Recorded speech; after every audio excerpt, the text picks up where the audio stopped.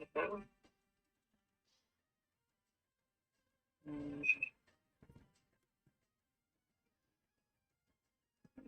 trying to figure out some issues with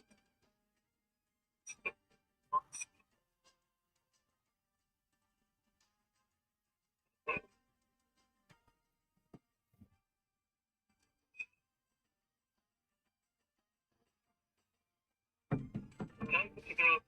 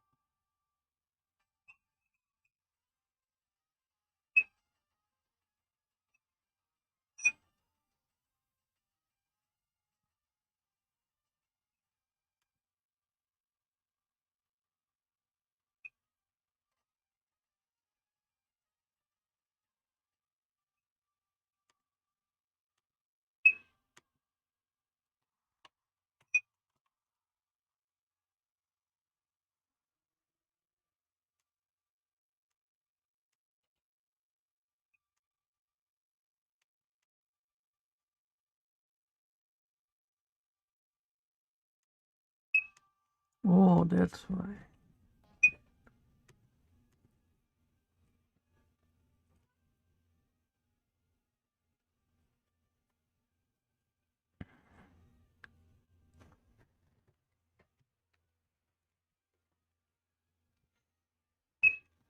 Oh, that's why.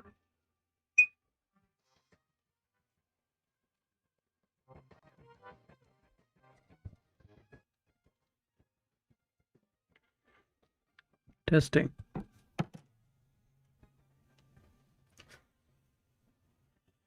Ah.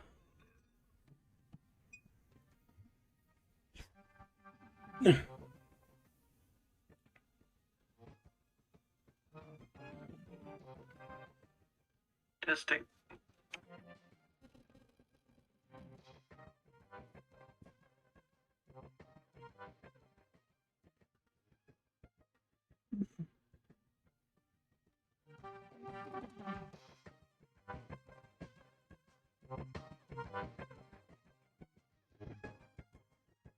Why is this inconsistent? Oh, I need to. Stupid.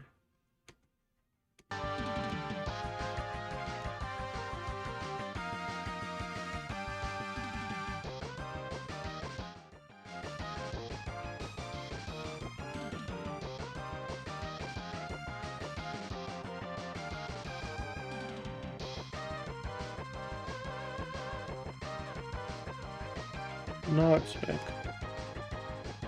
Now I need to. Maybe here.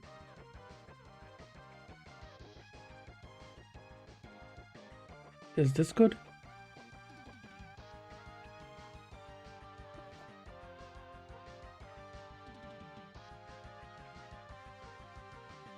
Maybe a little bit higher. Here?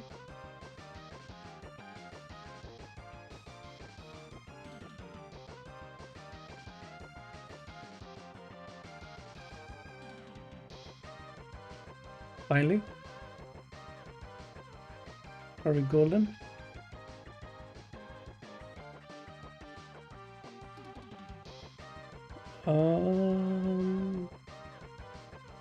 Yeah, okay, here. That should be fine.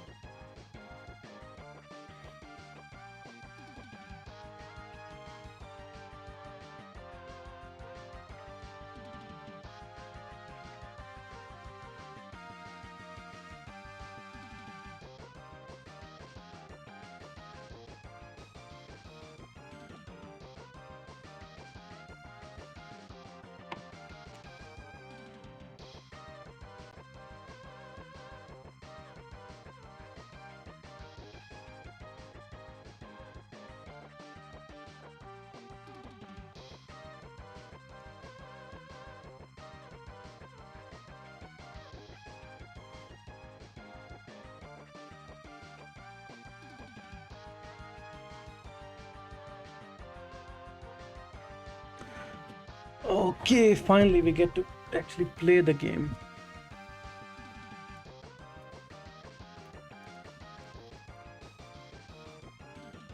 No spelling mistakes either.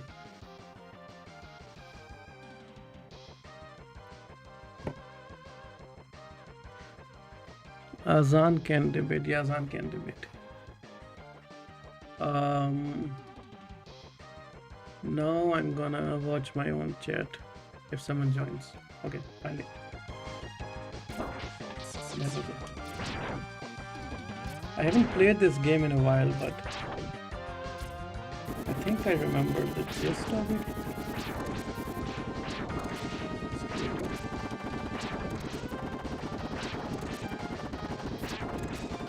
Let's see if anyone comments. Come on, 2 people are watching, they can comment.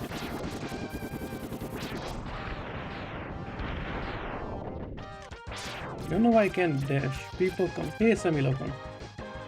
Maybe dash isn't open in the first game, the first level, I mean. Damn.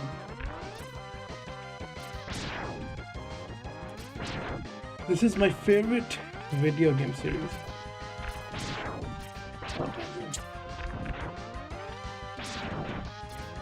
Megaman X is my favorite game as well, so I'm just revisiting it.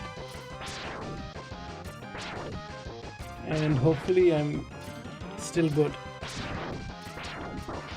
Damn it, I hate this. I might die if I don't get any health soon.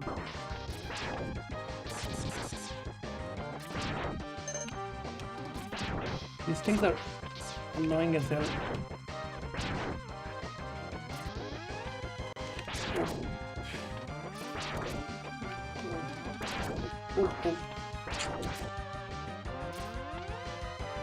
Let's go.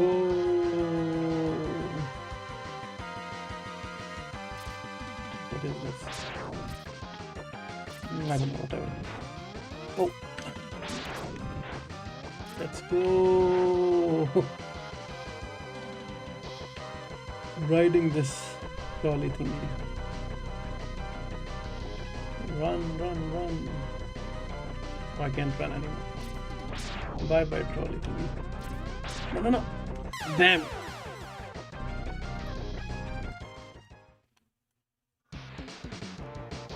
He wins. No, loses.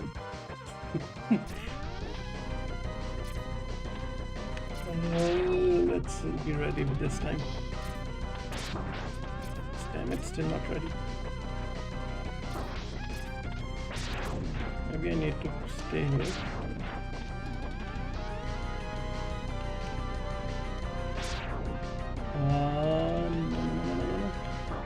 I really hate these guys.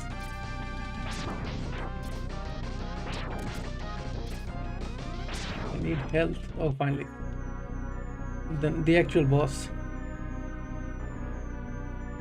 Let's see who it is. How's my voice, by the way? Because that's been the biggest issue I've had.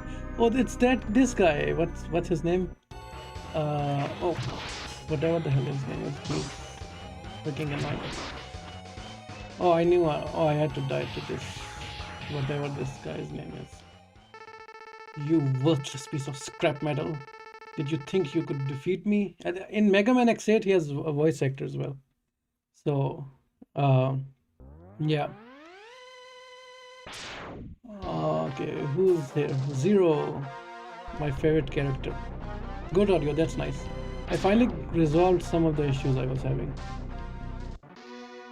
I don't know why I was having like double mic thing, so my voice was sounding echoey. And I don't know what changed in my settings. I just had to get it right. X, you shouldn't expect to defeat him. He's designed to be a war machine. Remember, you have not reached your full. Wait, you're not reached. Okay, you're not reached your full power yet. I can't do voices. I can do some voices, but not all. If you use all the abilities you were designed with, you should become stronger. And what am I fighting for? I can do better than that. Whatever the hell that voice actor was. You may even become as powerful as I am. Okay, now he's being a bit smug. I'll scout ahead and collect as much information on Sigma's fortress as I can. I'll meet up with you when you get there. See you later. It still looks so good. Like, I guess it's also the... I can change the filter, like the old, I guess, TV filter and no filter. So this is the CRT monitor. This is the original graphics. Even this looks good. And if I do none, still looks good. I mean, not that bad, right? Oh, thank you. That was my problem with the original game. You had to remember all these codes. We used to write them down and everything. I think you defeat Chill Penguin first, right? There's a system to this as well. There's a method to this madness. Oh, right, that's why I can't dash. In this stupid game, you need like a dash boots or something. Memories. I hope I'm going in the right order, because without the right order, this game is insane.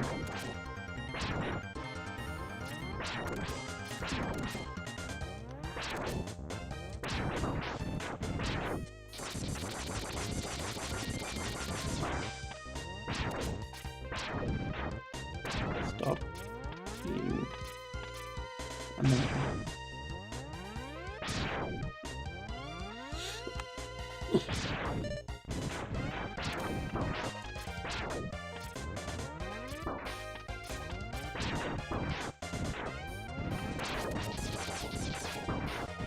I am being bodied right now.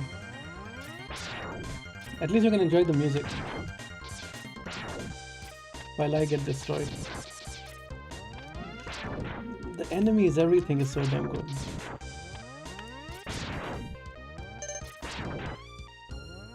Come on. It can get a little bit annoying. Especially later, like X5 and X6 and X7 were the best ones. X8 was a return to form, but then they just suddenly stopped making games.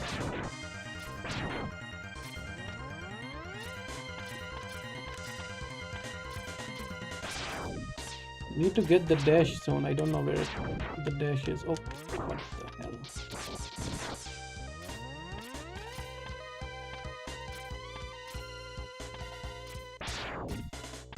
On the... Yes.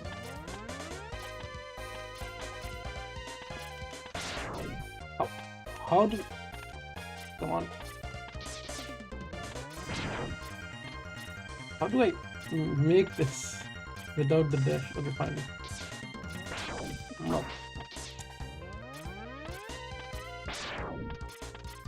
I'm gonna die soon.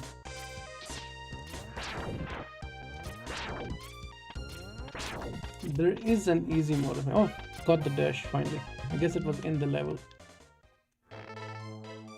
So you've come, X. I gave you the ability to choose your own path in life. And I hope the world would allow you to choose a peaceful one. But now it seems that you are destined to fight. You wanted him to have a peaceful path, why would you give him weapons? This is the first robot that can think and feel, and you chose to give him weapons. It's because I thought the world might need a new champion. Okay, sure. I have hidden capsules like this one. When you find and use them, you will be able to increase your powers beyond anything the world has ever known. Step into this and receive the blah blah blah and blah blah blah. I get the dash now. Finally.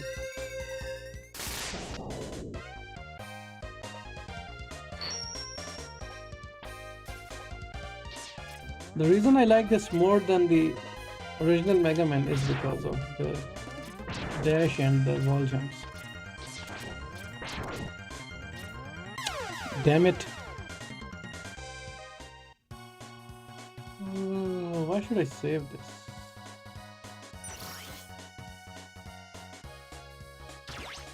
Sure.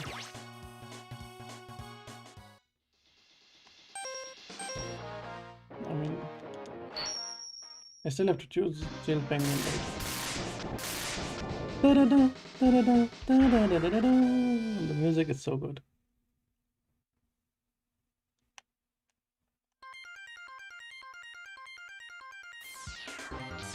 I have to start all over. Damn it. I guess this is why you need the easy mode.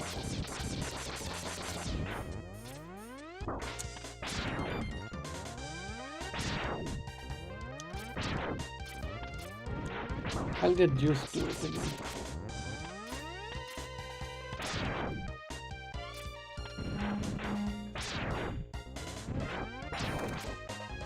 Health.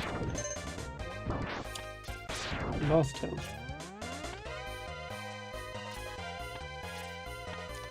Beds.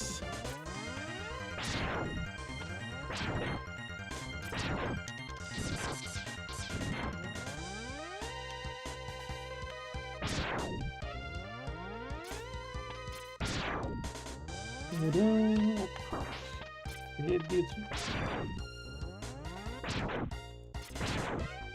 A light finder.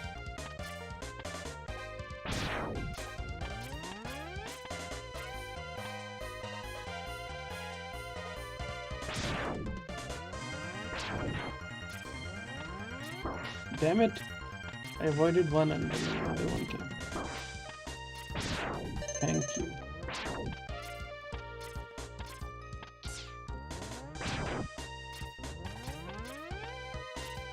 I guess nothing's coming. It's coming, so please.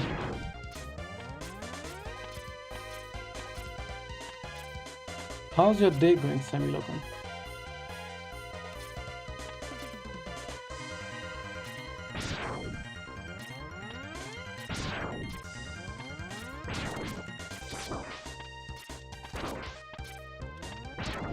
I hate these things. Come on.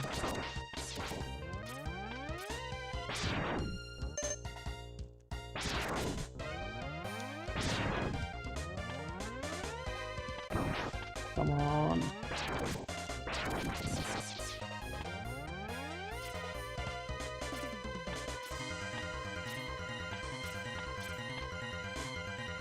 Oh, finally.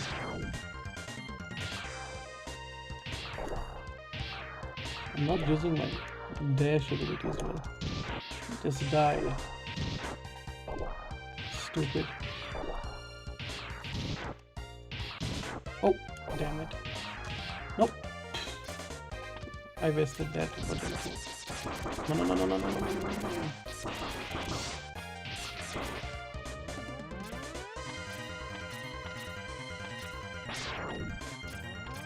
I wish there was some option to save in the middle, but they're not gonna give you that. Disney did, but Capcom won't.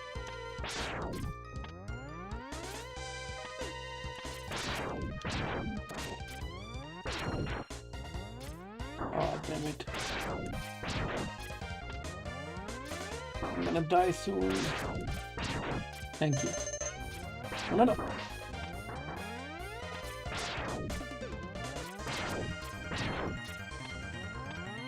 I guess this is Chill Penguin now.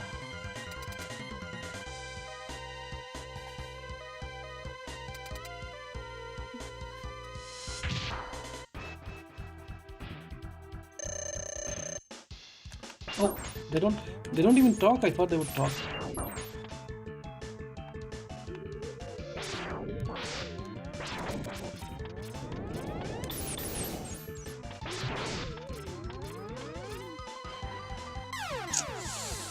Damn it! Thank you. Oh, right, I guess you did. If you have the extra life, then you can survive. Let's have two. Oh.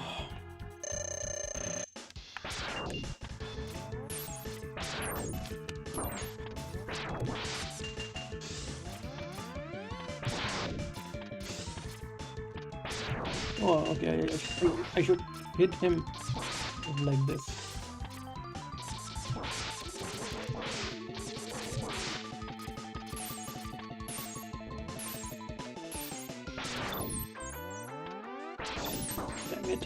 I'm gonna die, I'm gonna die, I'm gonna die.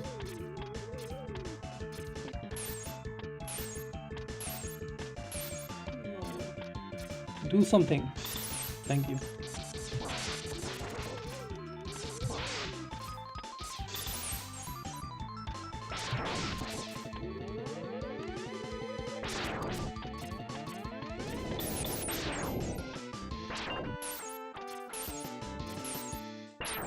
Damn it! I can defeat this guy. No worries. I can and I will defeat this guy. Oh.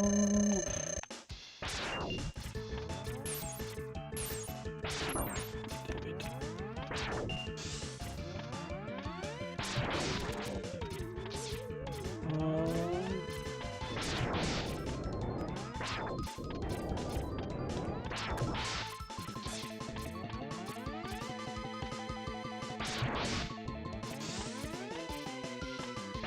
Die.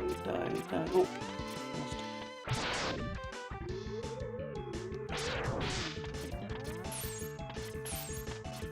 Yeah, pretty easy once you know the pattern and everything.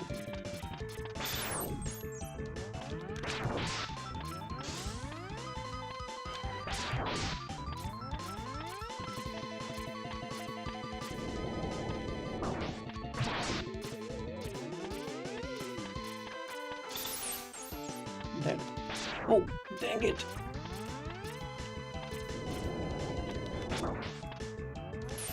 Oh, come on! So close.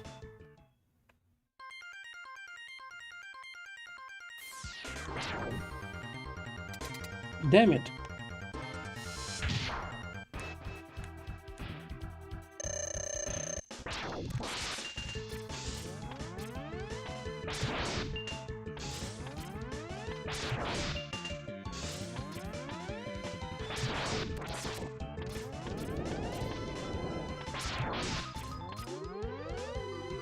When will this stupid thing die? Die.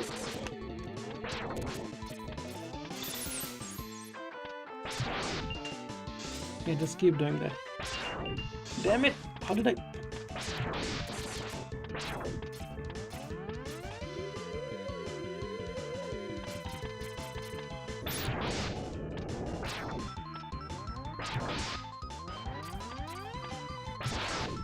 Almost dead.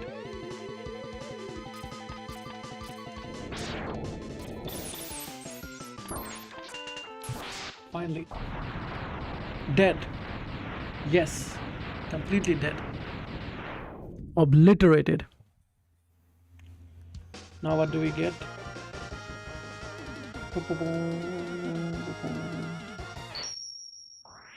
Yes.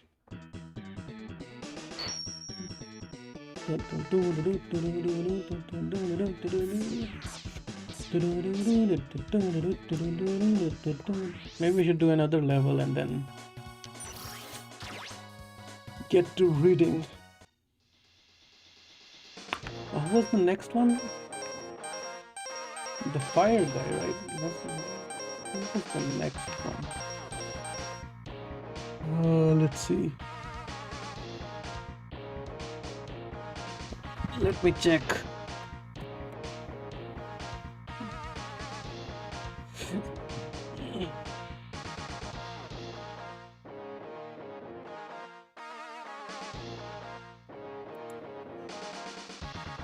Let's see what the best boss order is. Chill penguin and then launch octopus.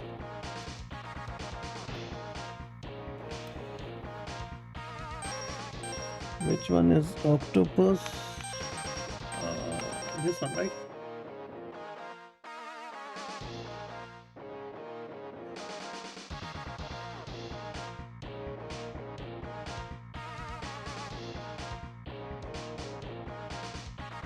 Okay. This one. Let's go.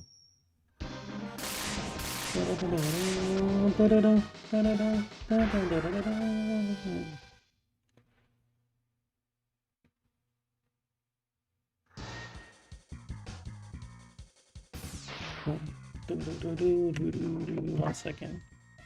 Let's do this.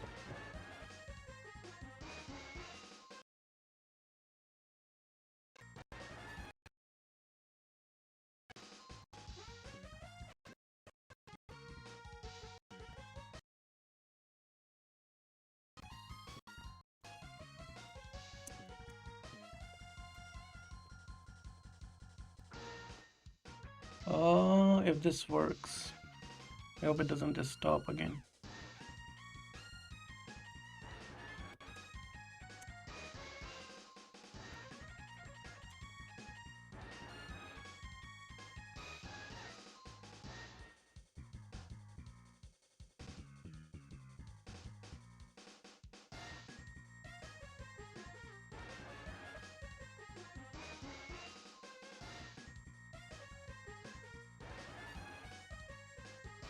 Okay, now we go back to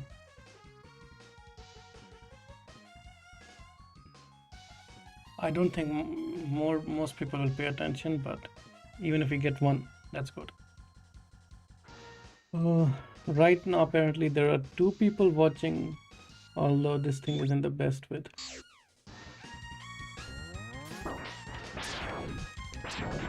Telling me who is and who isn't watching.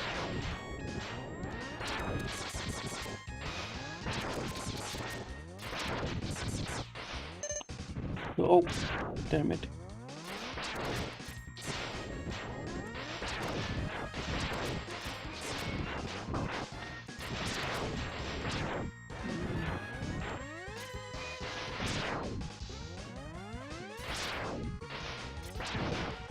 Let's defeat this stinky boss, launch octopus, or whatever it's called.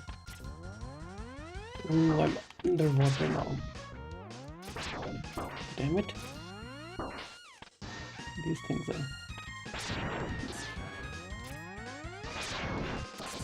No. Thank you. Again? These things are gonna kill me. Oh, damn it. Oh, this thing.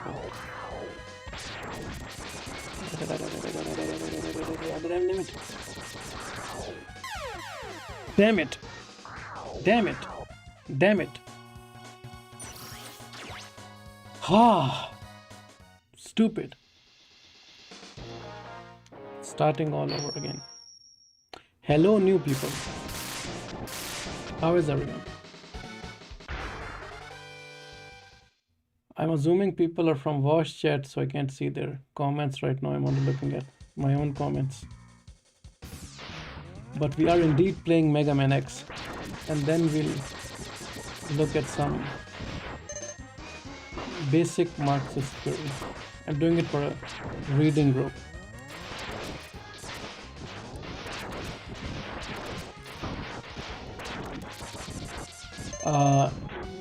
So the reading group is like about this sort of stuff. They had a group on the Communist Manifesto. I think that was the first one. Then there was historical materialism, dialectical materialism, and now some, I don't know, it just says Marxist economics, so we'll see. No, the spikes kill you. Spikes, you have to be careful. Let's come, yeah. I'm a very nervous gamer as well.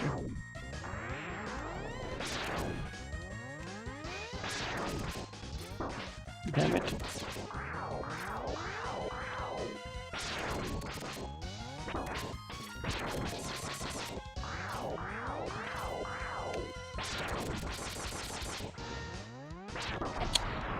Fine. But this is my favorite game series and I haven't played in a while. But starting it up again. I might go through each game, but X2 is a bit hard. I can't promise X2. X2 is like the hardest game in the series, I think. The bosses at the end are always the most difficult. No. No. Come on. I hate these things. Give me some health, thank you. I haven't used the ice ability either, so maybe I can. Not right now, maybe later.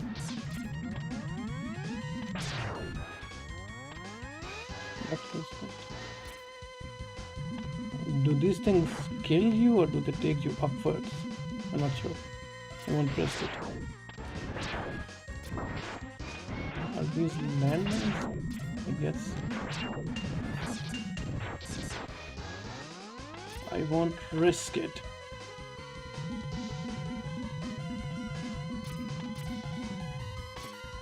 There's nothing upwards, so they probably killed you.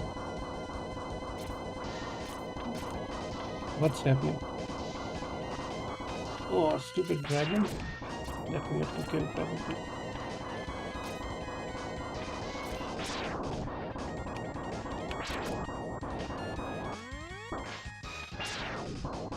Damn it. Come at me, stupid dragon. Can't hit it from this angle either. So I guess I have to go there.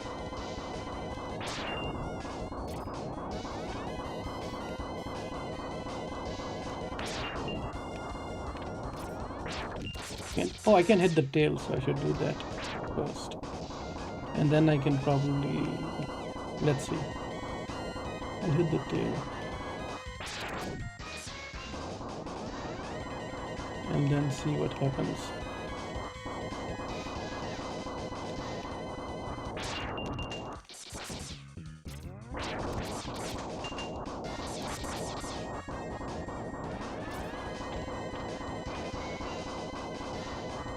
So how's everyone? Oh.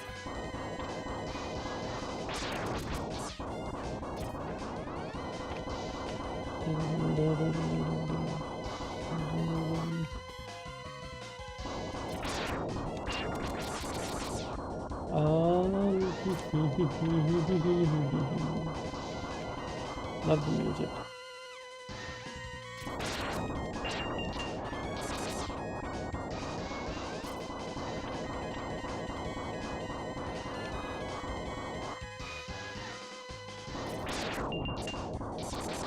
When will this thing die?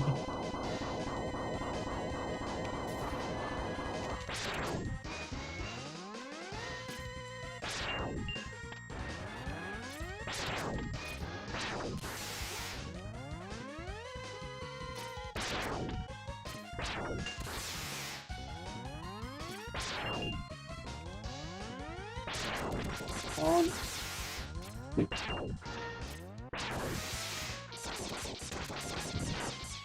Finally, oh, we did have to hit the tail, so the head wasn't even important. Okay.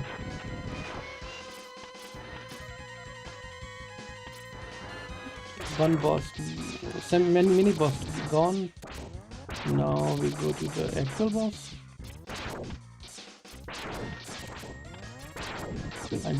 I'm hoping one of these can drop some health. I guess not. Wait, what the hell? My camera isn't working. Why is it offline? Of course, something has to go wrong.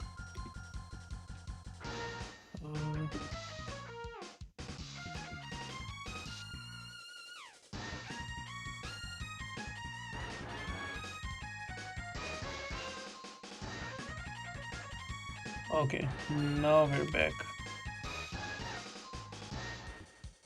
Now we are indeed back. It's working.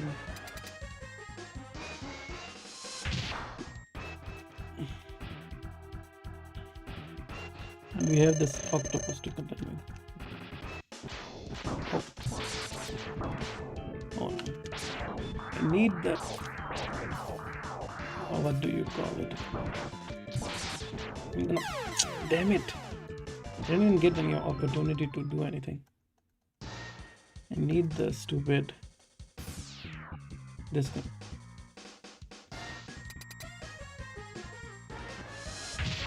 Oh,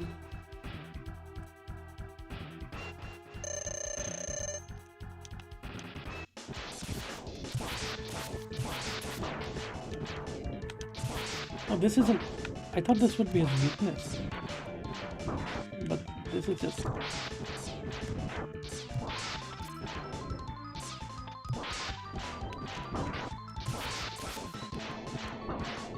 I'm gonna die. I'm gonna die. I'm gonna die. I'm gonna die.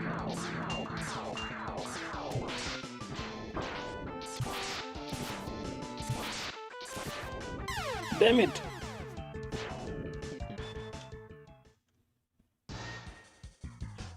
Let's see. This thing still. Damn it! I don't even have that.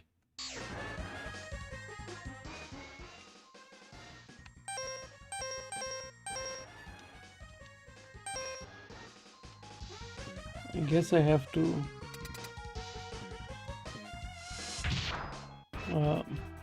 die. That's what I have to do, because this thing is destroying me. Oh.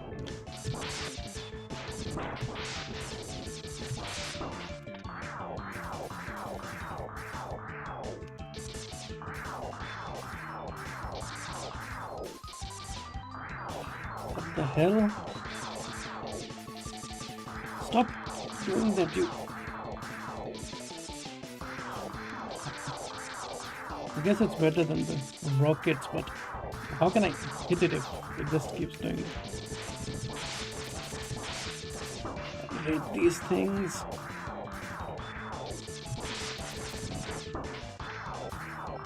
I guess I need to hit that and jump and... Oh, damn it. When he throws the fish.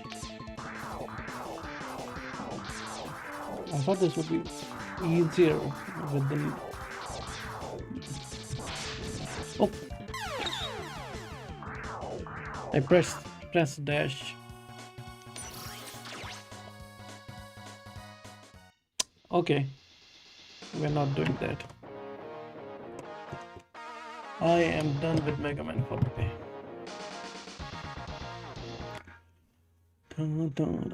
Let's look up at what VGG is doing.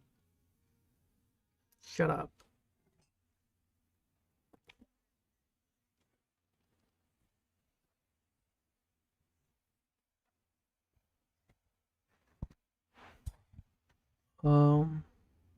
Hi chat. Moon base is based. Not much happening in VGG. Anyone watching from VGG? If you are, you can write a comment.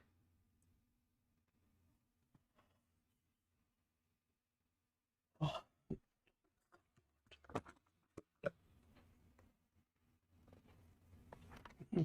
Look at my big jug, chat.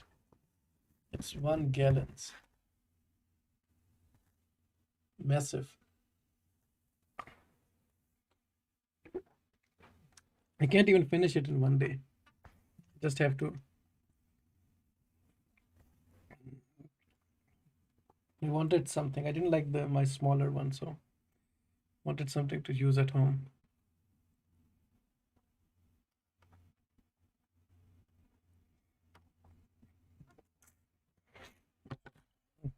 Okay, now that we're hydrated. I guess someone was watching on YouTube, but they stopped. Now that we're hydrated, now we get to read some Marxist economics. Let's go. First, and I'll open it 1 second.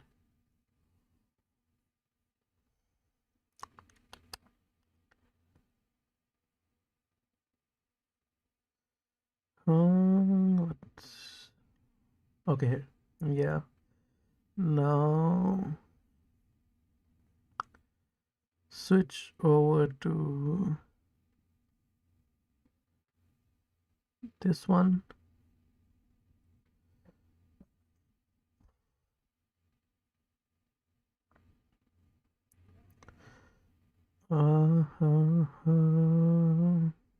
Properties. I don't know why it's not showing. I guess I have to reload it.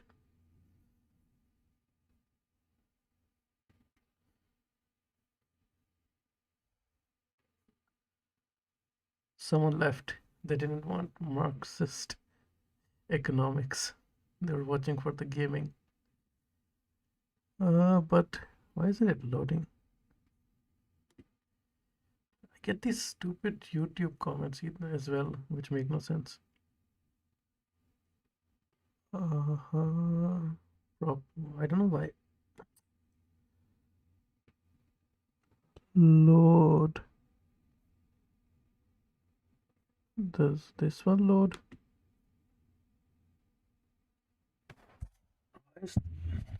There has to be something, right? Nothing can just work.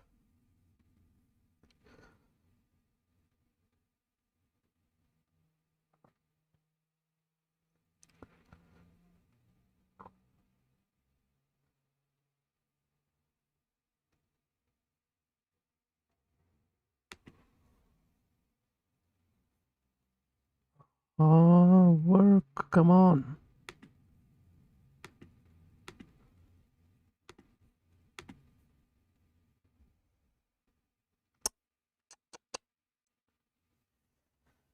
Two people left.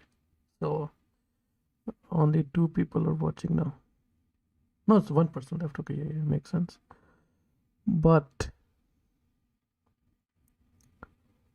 why won't it work?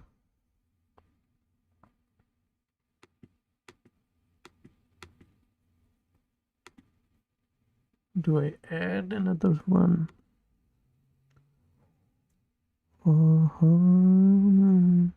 Let's see. Sure. Let's call that this one.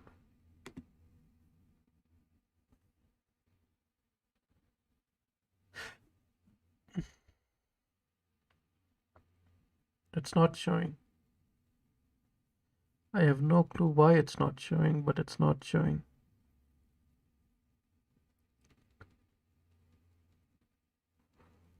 Okay, remove that one. It doesn't even show.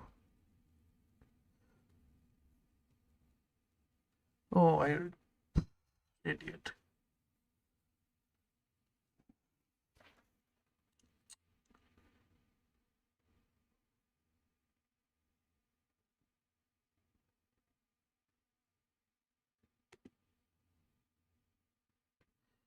Does anything else show?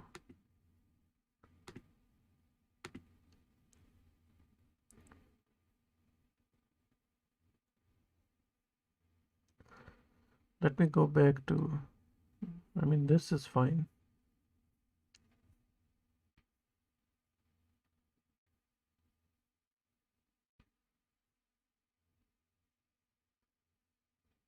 Oh wait, it's showing now. Sure, okay.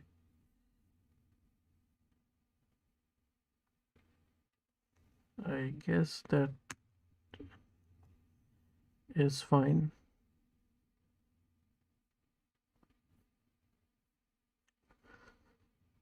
Let's go here.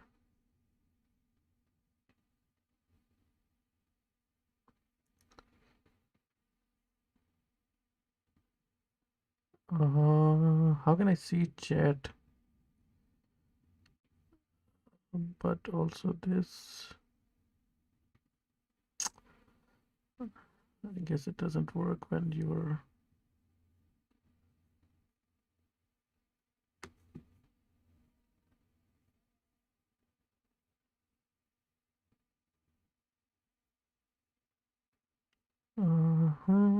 This is annoying.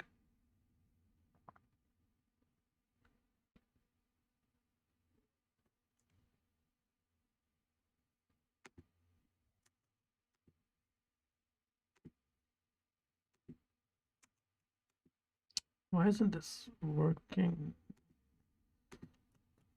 Nope.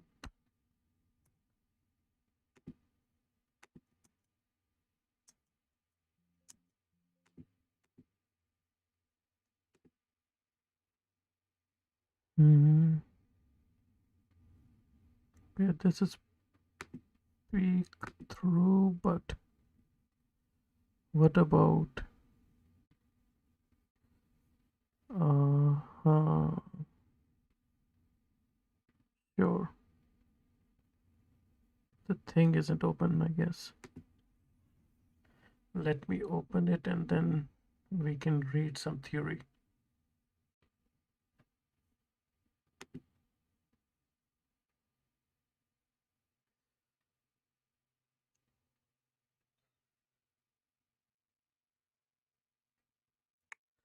Someone else left, so I'm alone now.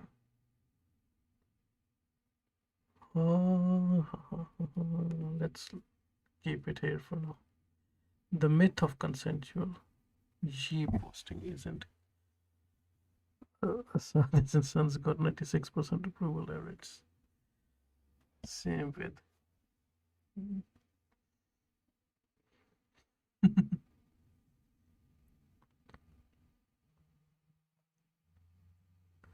They're arguing about G. But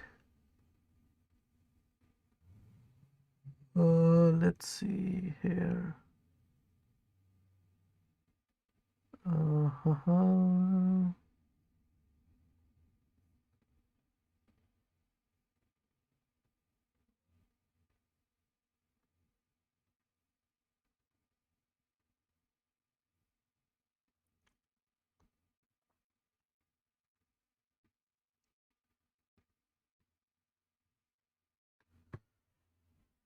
I should get Chatterino just for Twitch. It works better then. But this thing works for both YouTube and Twitch, so.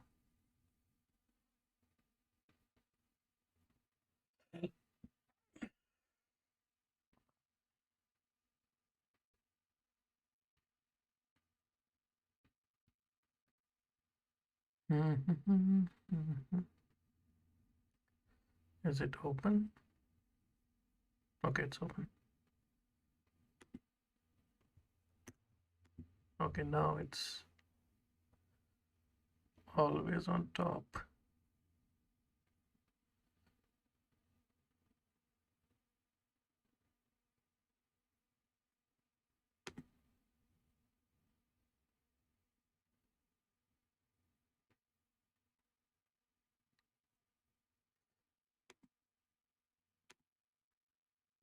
Okay. Go here. Nice. Introduction to Marxist economics.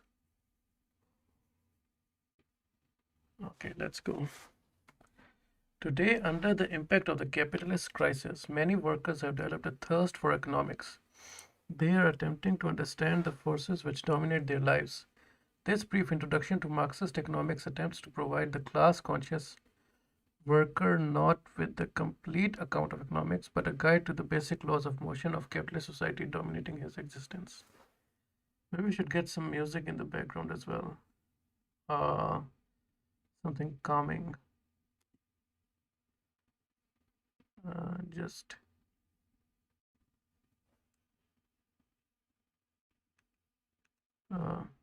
to set the mood.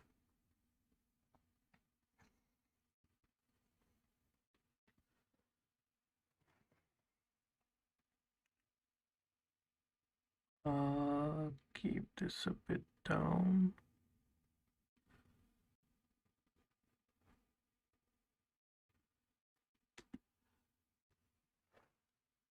Any good music suggestions?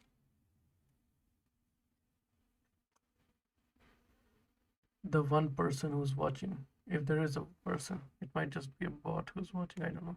I don't know how this works.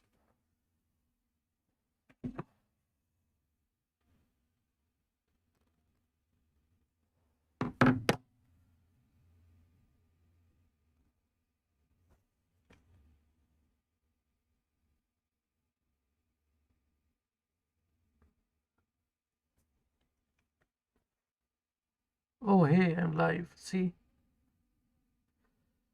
I need music.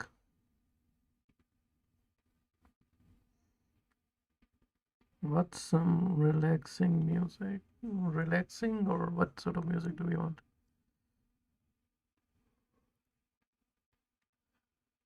A bit exciting.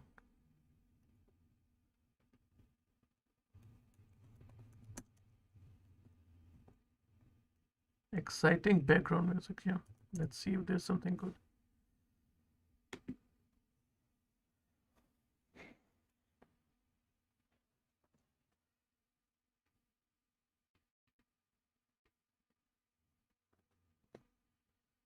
Okay, let's see if this is good.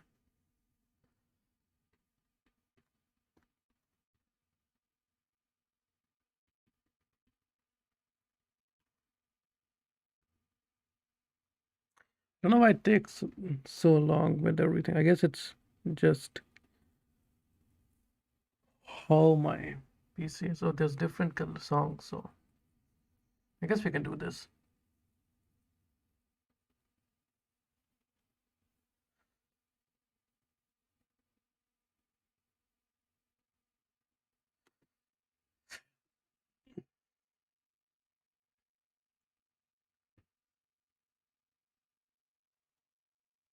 Let's see.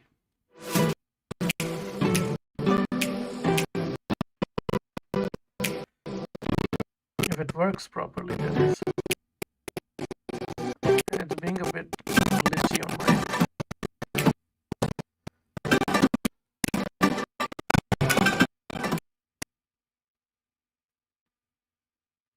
I hate this.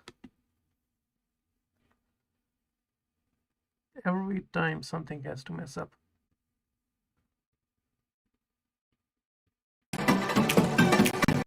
Oh wait, it's 2 times.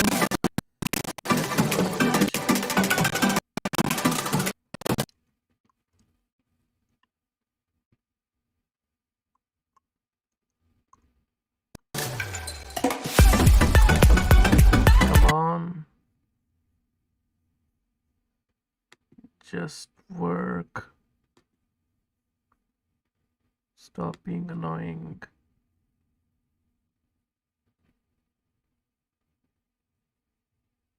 Maybe I should just do the stupid drama streams. Like Xander Hall is doing.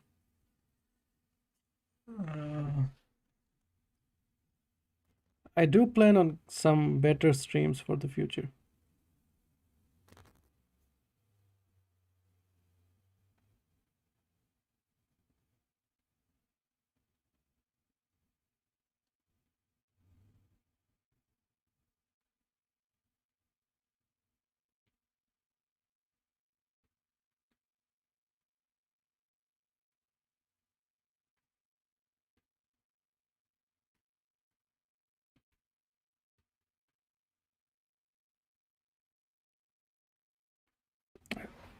Just messaging someone. Now let's see.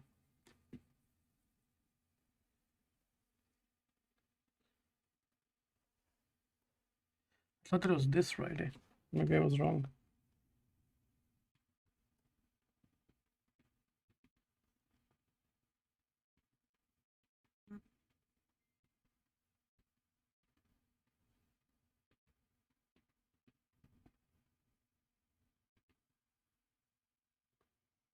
What were they talking about?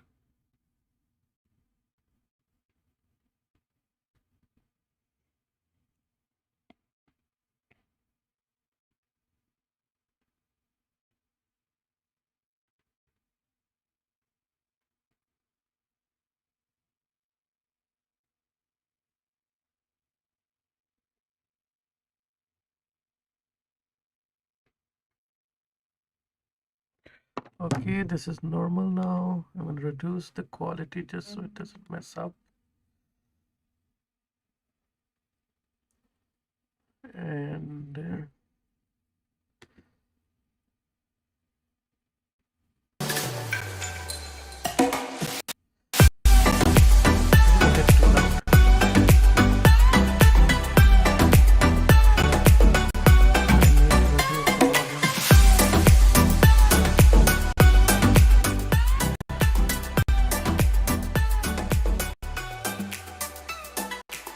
bit more like here. Let me know if it's too loud or too quiet. I think this is good.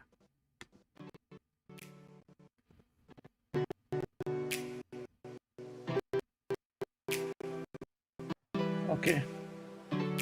Today, under the impact of the capitalist crisis,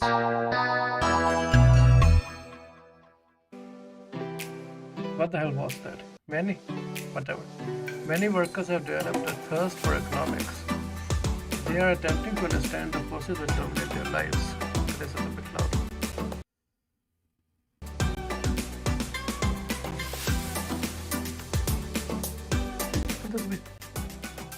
This is fine. Yeah, this is fine.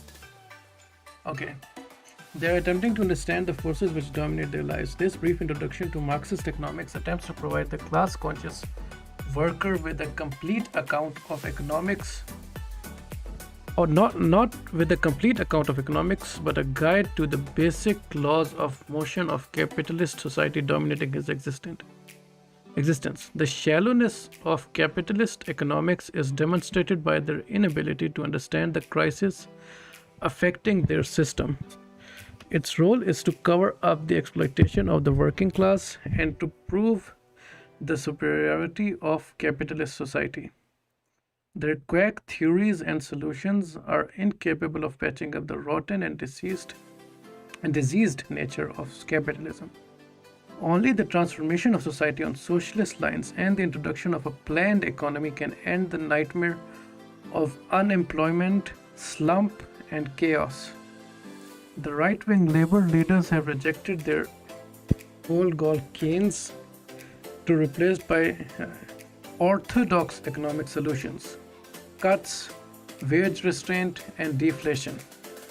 The left reformists still cling to the capitalist policies of yesterday: reflation, import control, etc., which have been recognized as totally ineffective under capitalism. Only with a Marxist understanding of capitalist society can the conscious worker cut through the lies and distortion of the capitalist economists and combat their influence within the labor movement. Conditions for capitalism. Today, modern production is concentrated in the hands of giant companies. Unilever, ICI, Ford, British Petroleum are some examples of the firms which dominate our lives. Although it is true that small businesses do exist, they really represent the production of the past and not the present. Modern production is essentially a mass, large-scale business. At present, 200 top companies together with 35 banks and finance houses control the British economy and account for 85% of output. I guess this specific site is centered around the British systems, so that's why it keeps mentioning those people. This development has come about over the past few hundred years through ruthless competition, crisis, and war. At the time when the classical economists predicted free trade in the future, Marx explained the development of monopoly from competition as the weaker firms went to the wall. Monopoly capitalism grew out of and abolished free competition. At first sight, it looks as if goods and things are produced mainly for people's needs. Obviously, every society has to do this, but under capitalism, goods are not merely produced to satisfy someone's want or need, but primarily for sale. That is the paramount function of capitalist industry.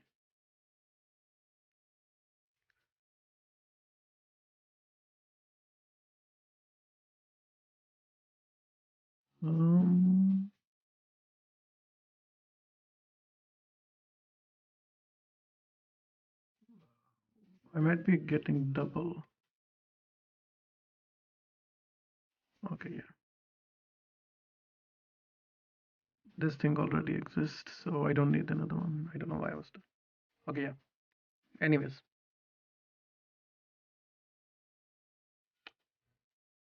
But under capitalism, goods are not merely produced to satisfy someone's want or need, but primarily for sale. that is the paramount function of capitalist industry. In the famous words of the ex-chairman of British Leyland, Lord Stokes, "I'm in business to make money, not cars." This is the perfect expression of the aspirations of the entire capitalist class. The capitalist process of production requires the existence of certain conditions. Firstly, the existence of a large class of propertyless workers who are obliged to sell themselves piecemeal in order to live. Thus, the Tory conception of a property-owning democracy is an absurdity under capitalism, because if the mass of the population owns sufficient property to be self-sufficient, the capitalists would not find the workers to produce their profits. Secondly, the means of production must be concentrated in the hands of the capitalists. Over the centuries, the peasants and those who owned their means of subsistence were ruthlessly crushed and their means of life appropriated by the capitalists and landlords. They in turn hire workers to work these means of production and produce surplus value. I'm going to be back in a bit. 1 second.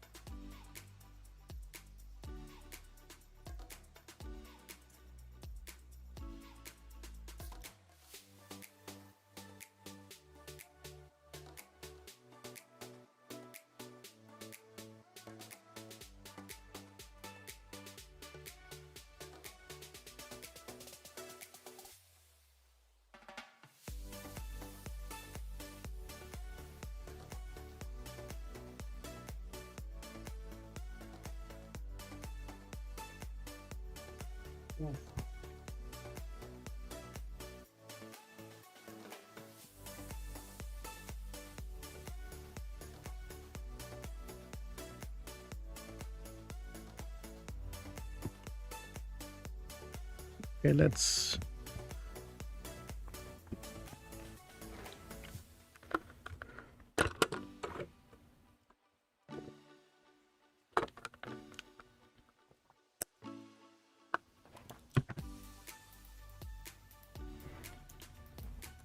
value and commodities.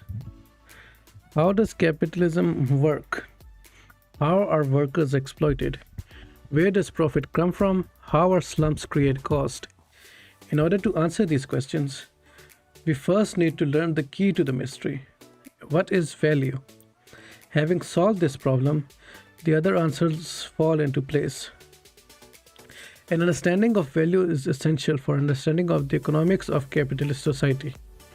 To begin with, all the capitalist firms produce goods or services, or more correctly, they produce commodities. That is a good or service produced for sale only. Of course, someone may make something for his or her personal use. Before capitalism existed, many people had to.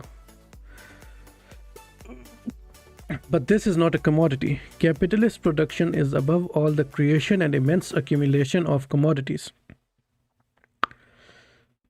Capitalist production is above all the creation and immense accumulation of commodities. Marx Capital, Volume 1. That is why Marx himself started his investigation of capitalism with an analysis of the character of the commodity itself. Every commodity has a use value for people. That means they are useful to someone, otherwise they could not be sold. This use value is limited to the physical properties of the commodity. They only contain a value. What is it and how can it be shown? If we leave the use of money out for the time being, commodities, when they are exchanged, fall into certain proportions. For example, a pair of shoes, a watch, is equal to 10 yards of cloth, 3 bottles of whiskey, 1 car tire. Each of the items on the left can be exchanged for 10 yards of cloth. They also in the same amount can be exchanged with one another. This simple example shows that the exchange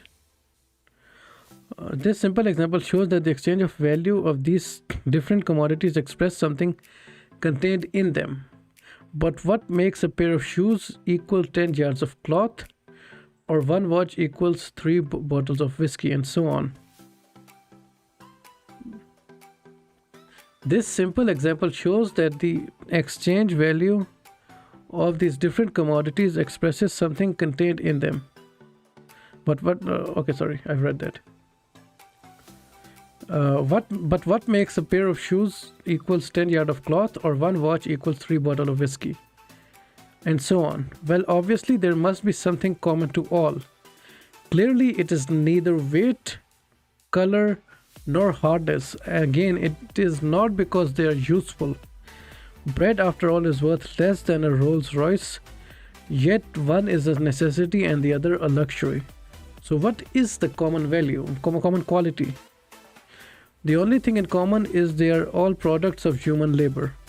The amount of human labor contained in a commodity is expressed in time, weeks, days, hours, minutes. To go back to the example, all these commodities can be expressed in terms of their common factor, labor time. 5 hours labor worth of shoes, 5 hours labor worth of tires, 5 hour labor's worth of watches, 5 hours labor worth of whiskey, 5 hours labor worth of cloth. Average labor.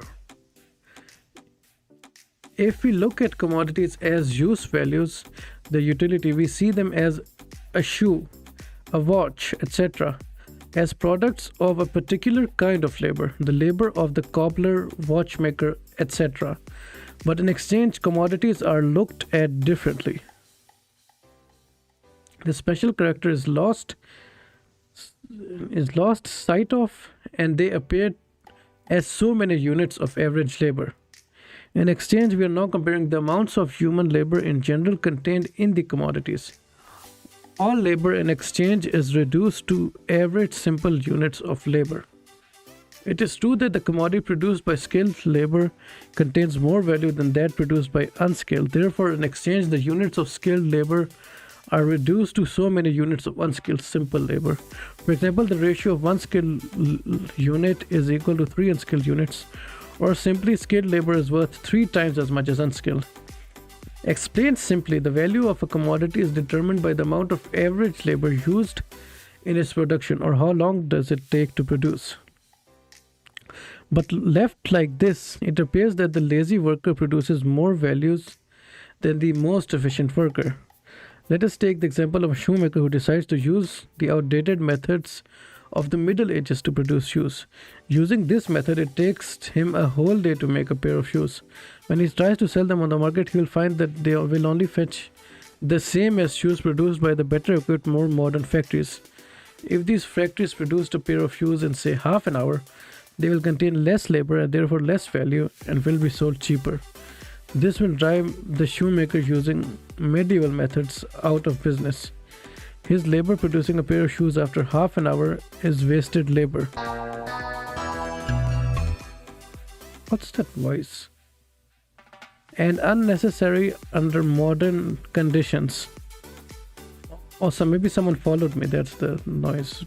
And unnecessary under modern conditions. On pain of extinction, he will be forced to introduce modern techniques and produce shoes at least equal to the necessary time developed by society.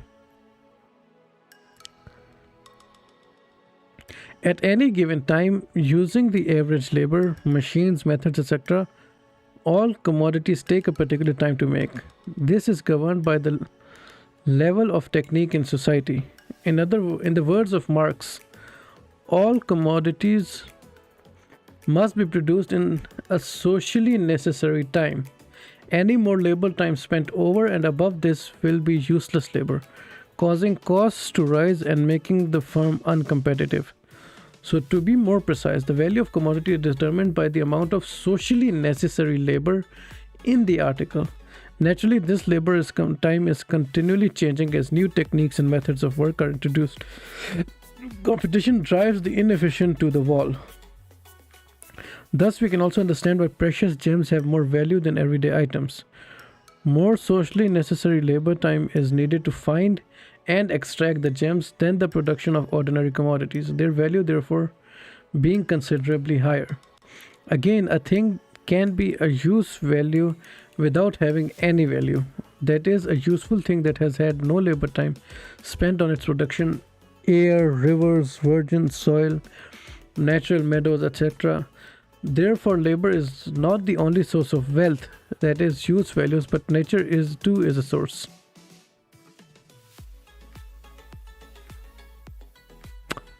From this, we see that an increase in productivity will increase the amount of things produced, material wealth, but can reduce the value of the things concerned, that is, the amount of labor in each commodity is less.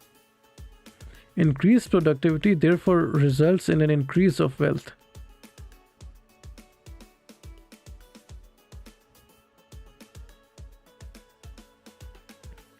With two coats, two people can be clothed. With one coat, only one person.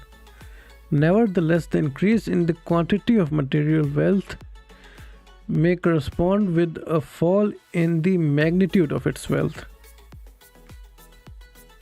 Magnitude of its value.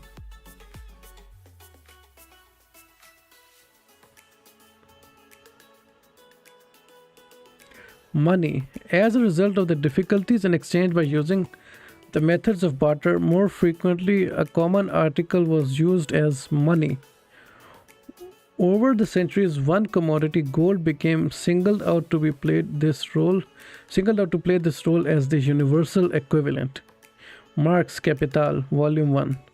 Instead of saying a good is worth so much butter, meat, cloth, etc., it became expressed in terms of gold. The money expression of value is price. Gold was used because of its qualities. It concentrates much value in a small amount, can easily be divided into coins, and is also hard wearing. It's also hard wearing? What does that mean? Does it degrade slowly? I don't know. As with all commodities, the value of gold itself is determined by the amount of labor time spent on its production. For example, say it takes 40 hours of labor to produce 1 ounce of gold. Then all the other goods that take the same time to produce are equal to that ounce of gold. Those that take half the time equal half the amount, etc. 1 ounce of gold is equal to 40 hours of labor. Half an ounce of gold is equal to 20 hours labor. One fourth an ounce of gold is 10 hours of labor. Therefore, one car, 40 hours labor is equal to 1 ounce of gold. One table, 10 hours labor is 1/4 of gold. Due to the changes in productive techniques and the increase in the productivity of labor, all the values of commodities are continually fluctuating, like so many trains in a station pulling in and out at different times. If you take any train as a standard which is moving off to gauge the movement of others, it would lead to confusion. Only by standing on the firm platform can you judge accurately what is happening. In relation to the changes of all goods, gold acts as the measure. Although the most stable, even this is in constant motion, and as no commodity has a totally fixed value. Okay, so they're just introducing the different concepts and how it worked. I mean, I agree somewhat with it. There's some things I might have a bit of an issue with.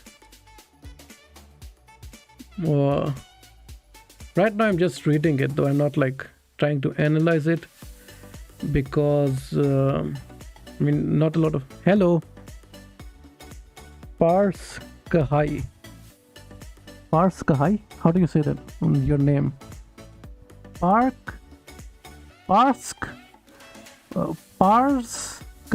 or Parkahai? Is the S silent? How's it going? I'm just reading some basic marxist economics right now. I'm finished with Megaman X.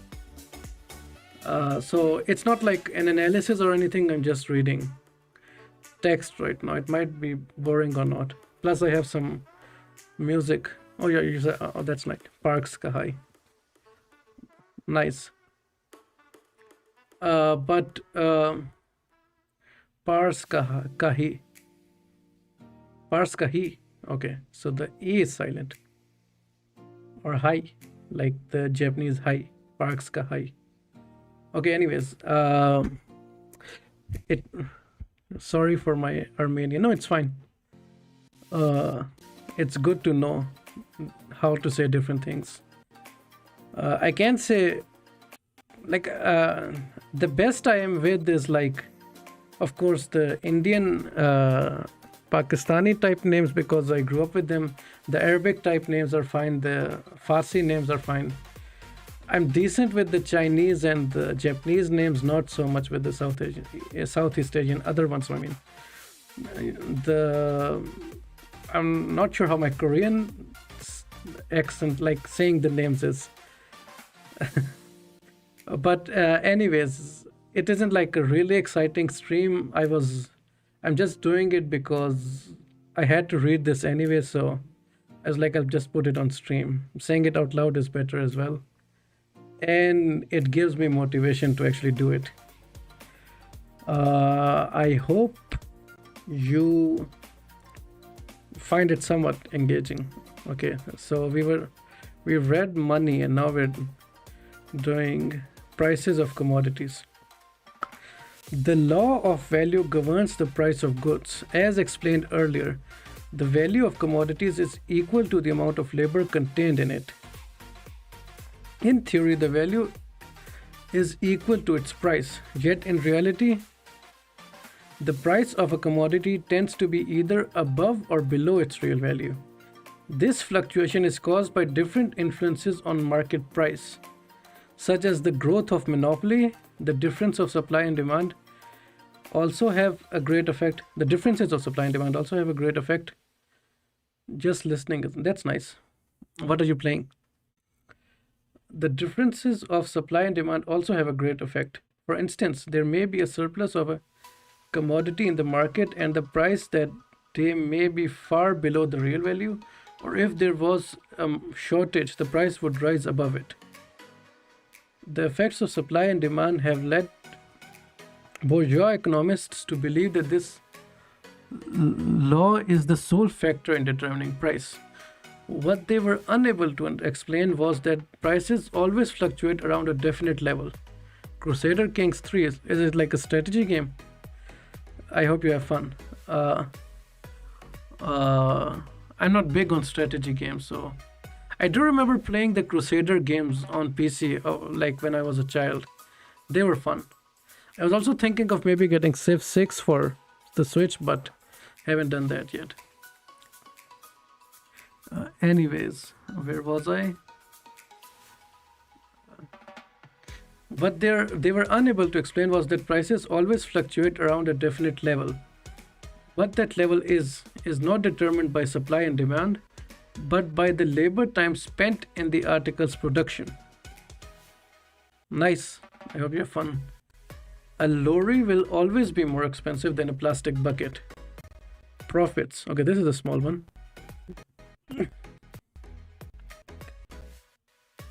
Nice. Is it on PC or like console thing? What are you playing it on? Okay, profits. Some clever people have invented the theory that profits arise from buying cheap and selling dear. Dear? I guess selling dear means more expensive. In Value, Price and Profit, Marx explains the nonsense of this argument. Okay, what a man would certainly win as a seller, he would lose as a purchaser.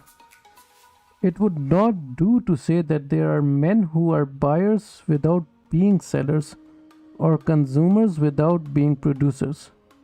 What these people pay to the producers, they must first get from them for nothing. If a man first takes your money and afterwards returns that money in buying your commodities, you will never enrich yourself by selling your commodities too dear to that same man. This sort of transaction might diminish a loss, but would never help in realizing a profit. Okay, that's nice. They will release on console and you're playing on PC. I need to read that one again because I didn't quite understand it. What a man would certainly win as a seller, he would lose as a purchaser. It would not do to say that there are men who are buyers without being sellers, or consumers without being producers. What these people pay to the producers, they must first get from them for nothing. Okay, what these people pay to the producers, they must first get from them for nothing. Pay to this producer. Okay. If a man first takes your money and afterwards returns that money in buying your commodities, you will never enrich yourself by selling your commodities too dear to that same man. This sort of transaction might diminish a loss, but would never help in realizing a profit. Okay, and now we go on to labor power. In obtaining the factors of production, the capitalist looks on the labor market as just another branch of the general market for commodities. The abilities and energies of the worker are seen as just another commodity. He advertises for so many hands. What we have to be clear about is what the capitalist has bought. The worker has sold not his labor, but his ability to work. This Marx calls his labor power. Labor power is a commodity governed by the same laws as other commodities. Its value is determined by the labor time necessary for its production. Labor power is the ability of the worker to work. It is consumed by the capitalist in the actual labor process. But this presupposes the existence and health and strength of the worker. I think someone followed me again. I get this weird sound, but I'm not sure what it is. But yeah, I think someone followed me. Thank you. I think you followed me, Paska. Hi. You won't get a lot of streams, but hopefully when you do, they're enjoyable.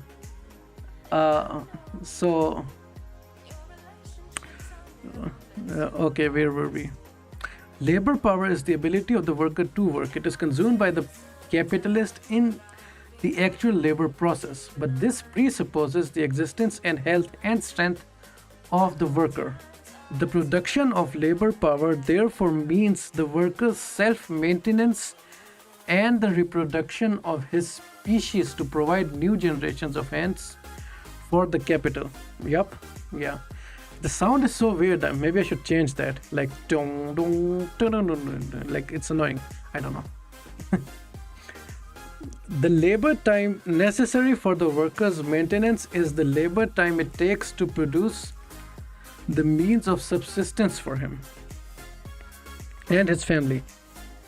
Food, clothing, fuel, etc. The amount of this varies with different countries, different climates, different historical periods. What is adequate subsistence for a laborer in Calcutta would not be adequate for a Welsh miner. What was adequate for a Welsh miner 50 years ago would not be for a Midlands car worker today. Into this question, unlike the value of other commodities, there enters a historical and even moral element. It will be amazing the many times you upgrade along with your streaming career. Yeah, hopefully. It's very early right now. I had to deal with a lot of issues, but it's nice to have new followers and new watchers. Okay. Nevertheless, in any given country at any particular stage of historical development, the standard of living is known. Incidentally, it is precisely the creation of new needs which is the spur of all kinds of human progress. Not cheated. Okay, that's a funny name. I don't know how much, whether I'll go all the way through. This is a pretty long article, like it keeps going and going, but it keeps going and going, but we'll see. Not cheated. Apart from the daily reproduction of his labor power and the reproduction of the species, at a certain stage, In the development of capitalist technique, a certain amount has to be provided for the education of the workers in order to fit them for the condition of modern industry and raise their productivity. Unlike most commodities, labor power is paid for only after it has been consumed. The workers thus philanthropically extend credit to their employers. Weeks in hand, petty cheating, and bankruptcy, leading to loss of wages.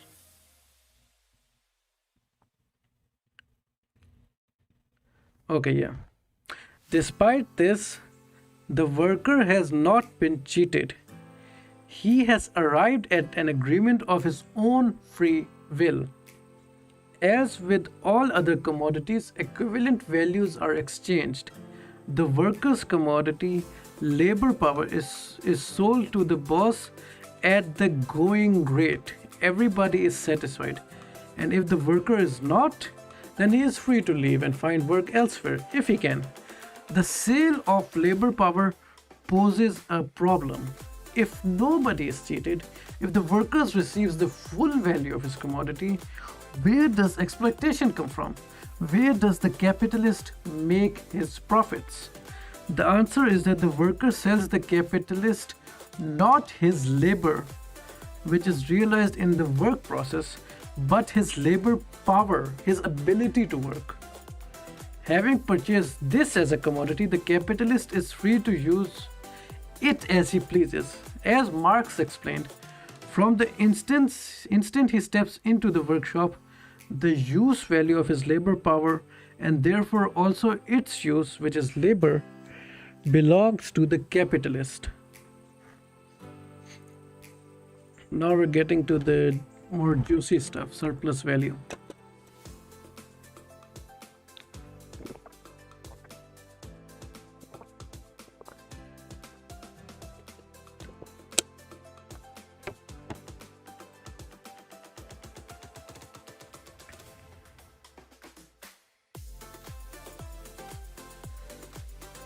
Did I get a message? 1 second.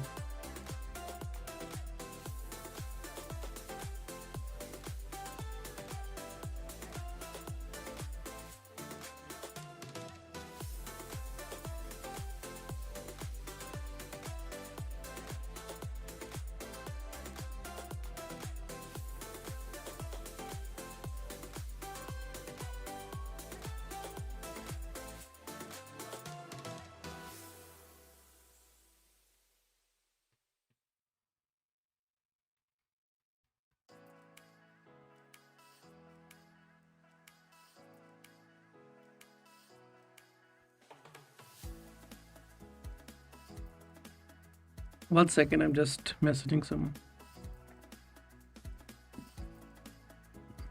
It's for a future stream.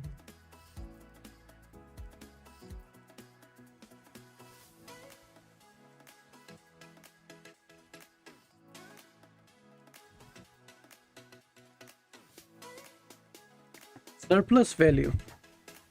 We will see from the following example that the capitalist purchases labor power because it is the only commodity which can produce new values above and beyond its own value.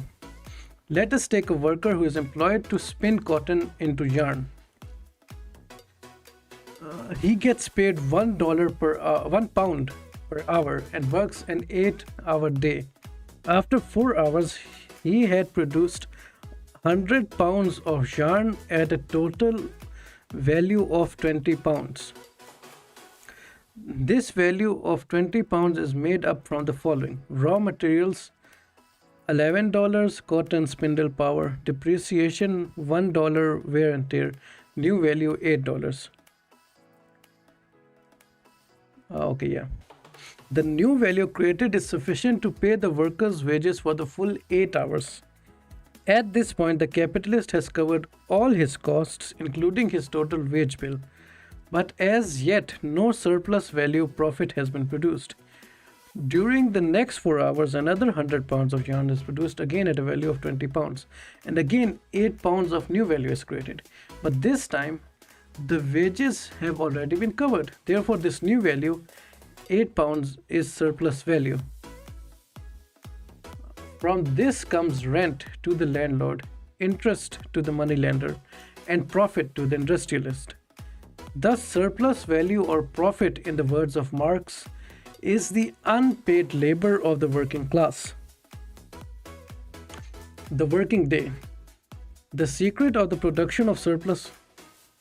Yo, PK Chocolate, how's it going? We're just reading some basic Marxist theory right now. Shahji, are you from Pakistan or India? Thank you, PK Chocolate, for following. Shahji is I guess it's a very Pakistani thing to say, not really an Indian thing. Okay, now who? Thank you. Okay, yeah, so I'm not doing like much analysis, just reading at this point. Nice, which area? I'm from Quetta.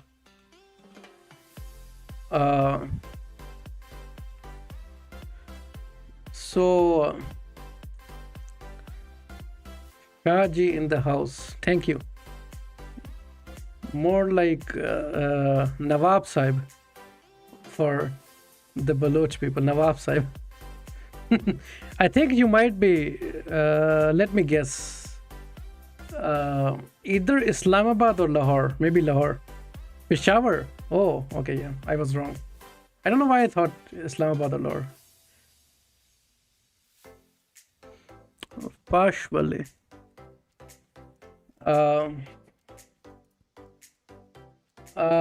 So I do play games. Who is this?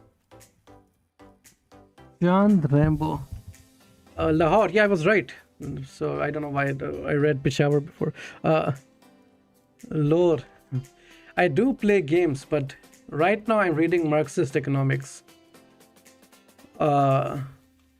And I'm not doing more like an analysis, but more so reading its basic Marxist theory. And we can get back to that now. Thank you for watching, everyone. The working day. The secret of the production of surplus value is that the worker continues to work longer after he has produced the value necessary to reproduce the value of his labor power, his wage. The fact that half a day's labor is necessary to keep the laborer alive does not in any way prevent him from working a full day.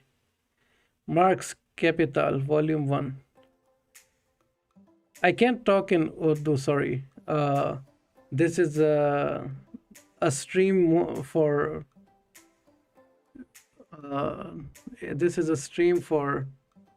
what do you call it? Like the Western audience, sort of Canada, US. I can talk in Urdu in some other stream, but right now, this is what you get, sorry.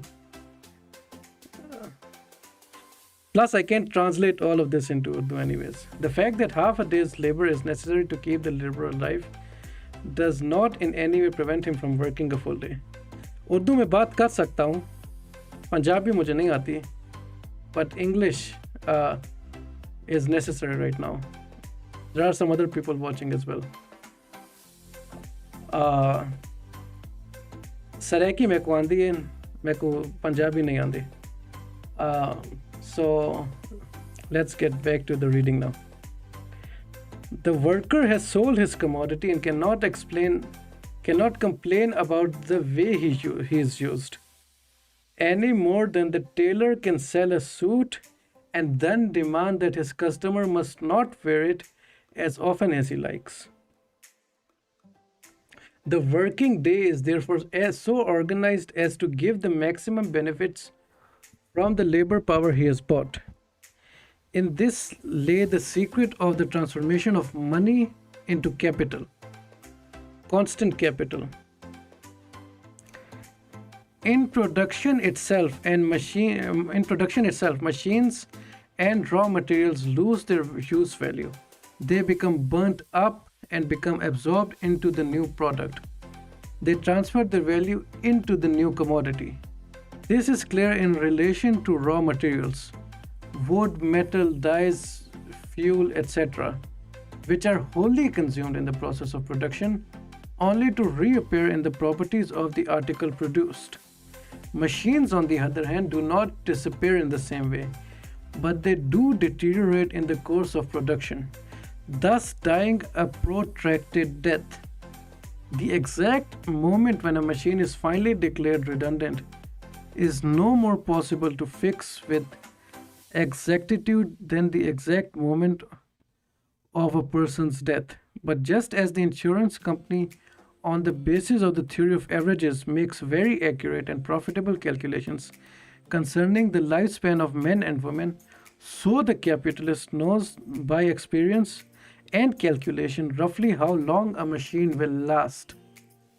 The depreciation of machinery, its daily loss of use value, is calculated on the basis and added on to the cost of the article produced.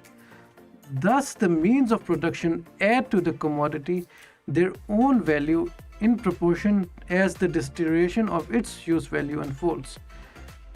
The means of production, therefore, cannot transfer to the commodity more than that value which they themselves lose in the process of production. It is thus called constant capital. Variable capital.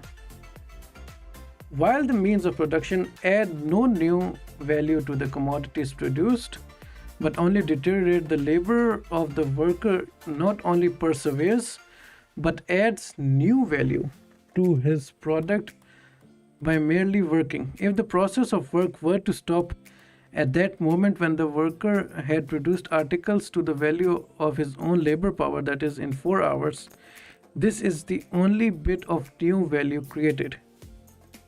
But the work process does not stop there. This would only cover the expenses of the capitalist in hiring the workmen. The capitalist does not hire workers for charity but for profit. Having freely entered into a contract with the capitalist, the worker must labor on, producing extra value and beyond that sum agreed on as his wage. The means of production on the one hand and labor power on the other, the factors of production of bourgeois economics, represent the different forms assumed by the original capital in the second phase of the cycle. Money, commodity, money. Purchase, production, sale. Capitalist economists treat these factors as equal. Marxism distinguishes between that part of capital which does not undergo any change of value in the process of production, machines, tools, raw materials, and that part represented by labor power which creates new value. The first part of capital is called constant capital and the latter variable capital. The total value of a commodity is made up from constant capital, variable capital, and surplus value. P plus V plus S. The constant capital, variable capital, and the surplus value.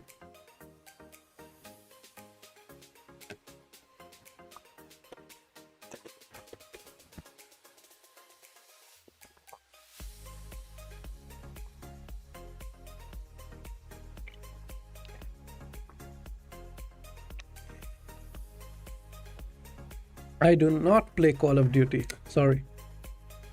Just saw the message. Sorry. Necessary and surplus labor. The labor performed by the working class can be divided up into two parts. Okay, and I'm not a... Okay, everyone left suddenly. I'm not a Call of Duty streamer. The labor performed by the working class can be divided up into two parts. Or a gamer, or a streamer, gaming streamer, just purely gaming streamer. I do stream games, but not just games. Necessary labor. This is part of the labor process which is needed to cover the cost of wages. And surplus labor. This is the extra labor performed in addition to labor, which produces the profits. To increase his profits, the capitalist is constantly attempting to reduce his wage bills. He does this by attempting to lengthen the working day, introduce new shift patterns, increase productivity to cover wages more quickly, resist wage rises, or attempt to cut them. Rate of still a fair bit left. Rate of surplus value.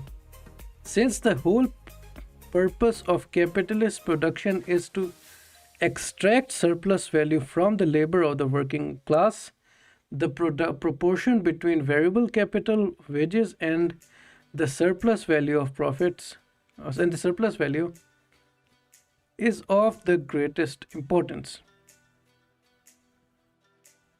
One is expanding or contracting at the expense of the other.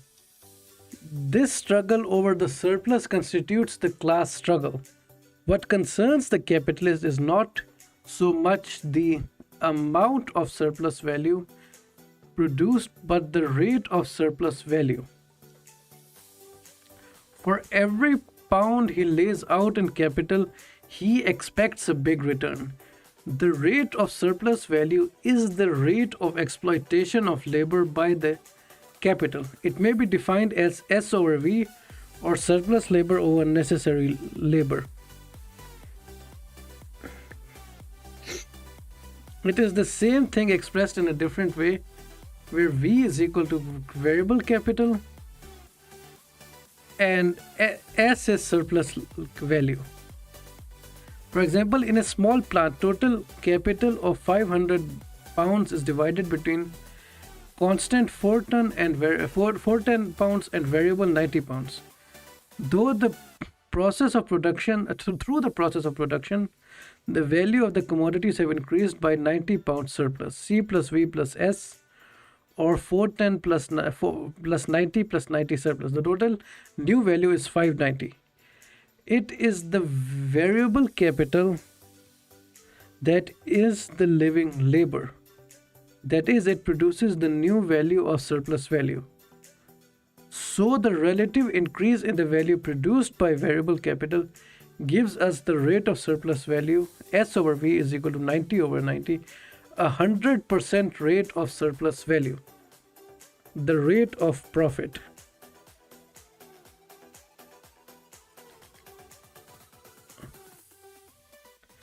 Under the pressure of competition at home and abroad, the capitalist is compelled to constantly revolutionize the means of production and to increase productivity. The need to expand compels him to spend a larger and larger proportion of his capital on machinery and raw materials and less on labor power, thus diminishing the proportion of variable capital to constant capital. Side by side with automation goes the concentration of capital, the liquidation of smaller concerns, and the dominance of the economy by giant monopolies. This constitutes a change in the technical consumption of capital. But since it is the variable capital, labor power alone, which is the source of surplus value, profit, the bigger amounts invested in constant capital results in the tendency for the rate of profit to fall. Although with new investments profits can increase enormously, they do not rise proportionately to the much greater capital outlay. For example, take a small capitalist with a total capital of 150 pounds made up of constant capital 50 and variable 100. He employs 10 men at 10 pounds per day, making tables and chairs. After one day work, they produce 250 pounds in total value. Total capital, the wages paid 100 pounds, constant capital 50 pounds, surplus value 100 pounds. The rate of surplus value can be calculated S over V. 100 over 100 is 100%. The rate of profit is calculated as the ratio between total capital and surplus value. Surplus value over total capital, or 100 pounds or 150 pounds, is equal to 66.66% rate of profit. As the amount of constant capital is increased, so the rate of profit falls. In the same example, given the same rate of surplus value, we increase the constant capital from 50 pounds to 100 pounds. The rate of profit is equal to surplus value over total capital. 100 over 200 is 50%. Again, if we increase the constant capital to 200 pounds, all the other things being equal, surplus value over total capital, 100 over 300 is 33.33 rate of profit. And lastly, constant capital is increased to 300 pounds. The rate of profit would be 100 over 400, 25%. This increase in constant capital expresses in Marxist terms a higher organic composition of capital and is a progressive in development of the productive forces. The tendency is therefore built into the very nature of the capitalist mode of production and has been one of the major problems facing the capitalist class in the post-war period. The mass of surplus value increases, but in proportion to the increased size of constant capital, it results in a falling rate of profit. The capitalists have continually attempted to overcome this contradiction by the increased exploitation of the working class to increase the mass of surplus value and therefore the rate of profit by means other than investment. They do this in a number of ways, by raising the intensity of exploitation, increasing the speed of the machinery, and lengthening of the workday. Another method to restore the rate of profit is to cut the real wages of workers below their real value.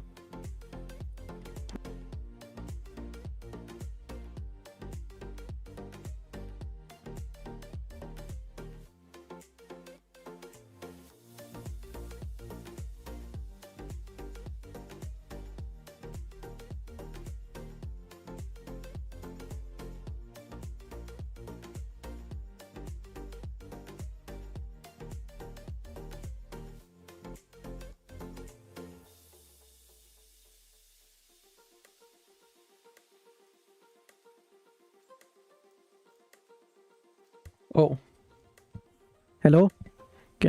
I think I lost. I turned off my mic for a bit.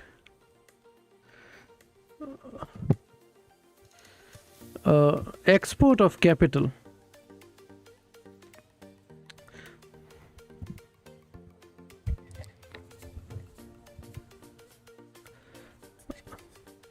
The highest stage of capitalism, imperialism, is marked by the enormous export of capital. In their search for increased rates of profit, the capitalists are forced to invest huge sums of money abroad in countries of low composition of capital.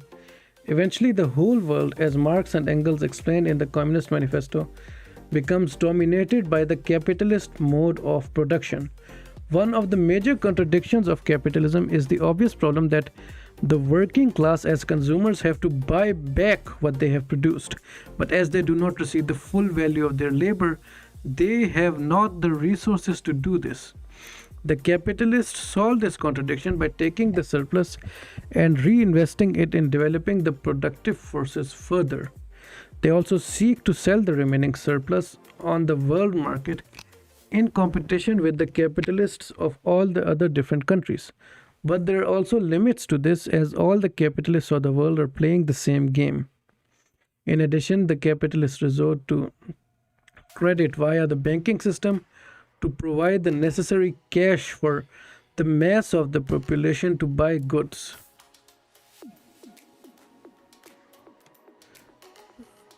Where was I?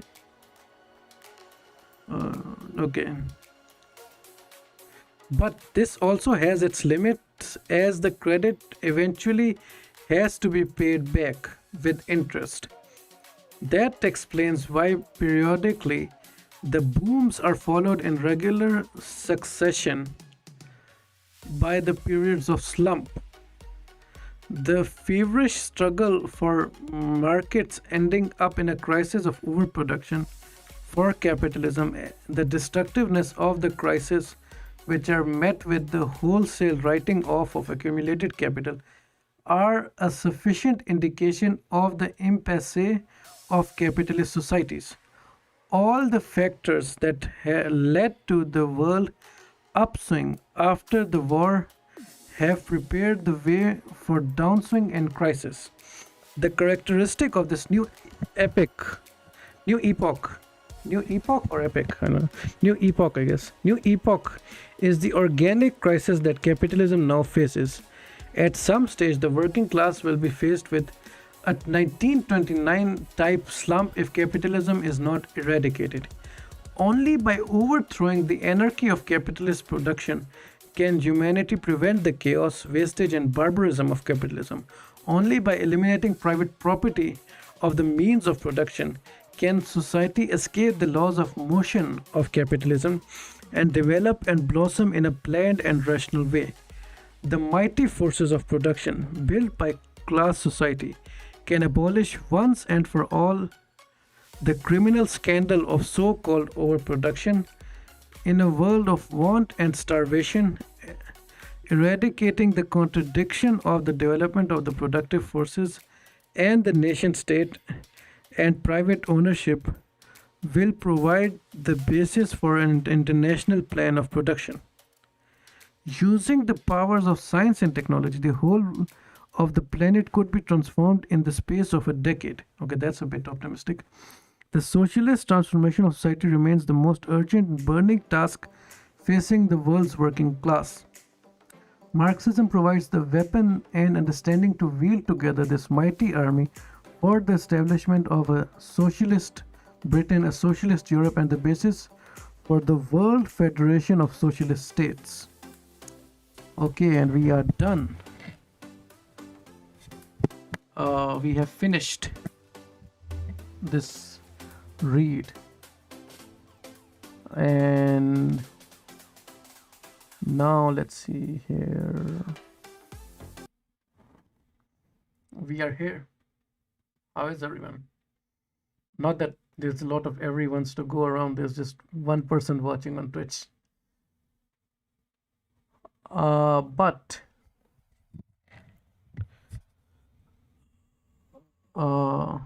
I hope my voice was good enough for the reading, and I think this gives a very crude and very basic definition of Marxist economics. It is a bit of grandstanding, but we can factor that in a sense. It was still a fun read. Let me check if how long have I been streaming now? It's been almost 2 hours. A lot of it was Megaman though. So I don't know what we're gonna do now. Let me.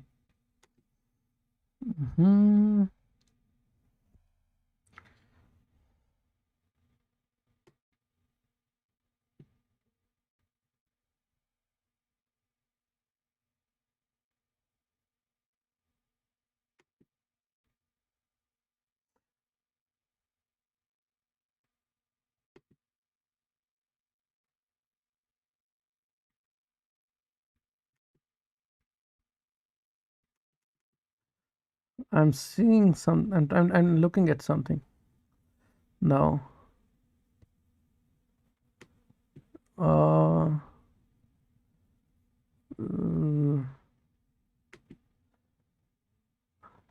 But not sure what to do now. Maybe I should stop streaming.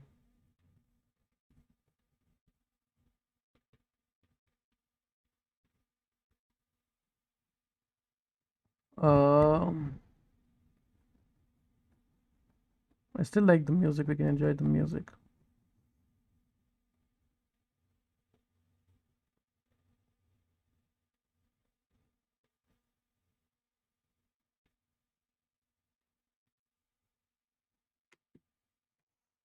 I can look at it here. 1 second.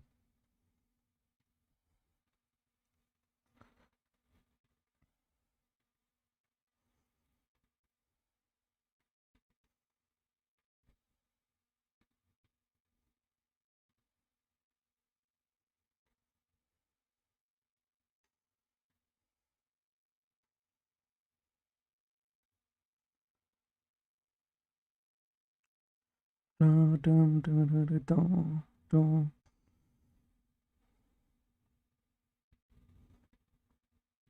Just vibing for now.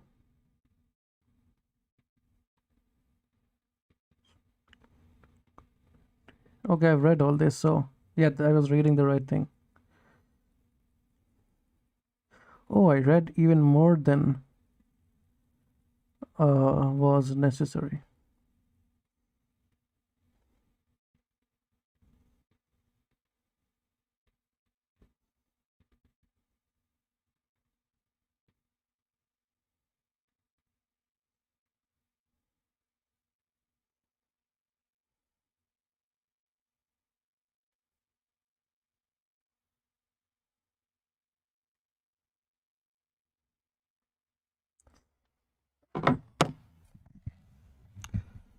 Um, let me see what.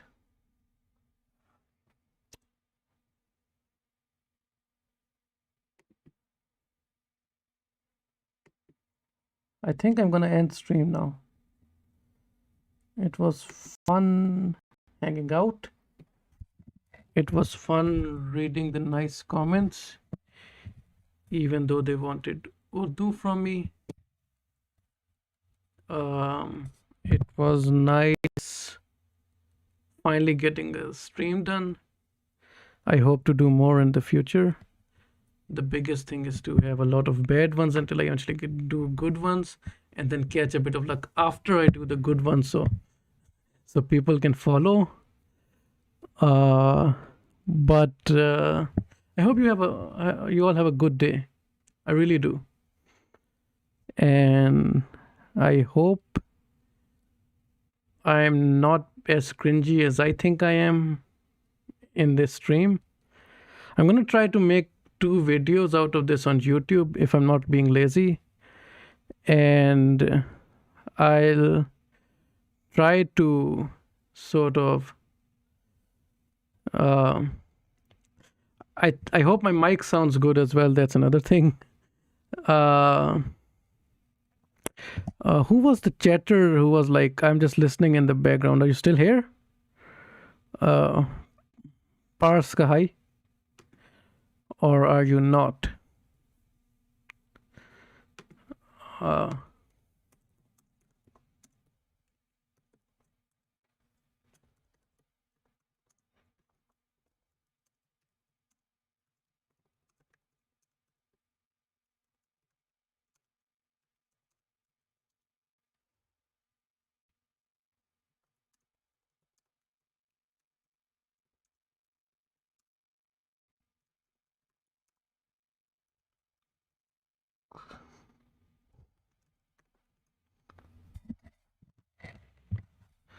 I should get some sort of music thing going as well.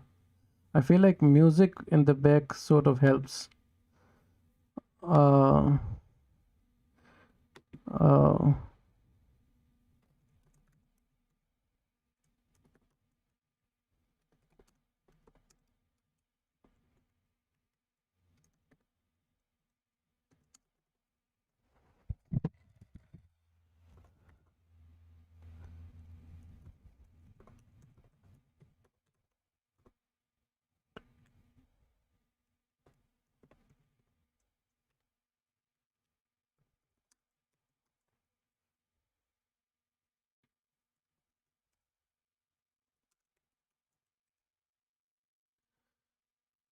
ha.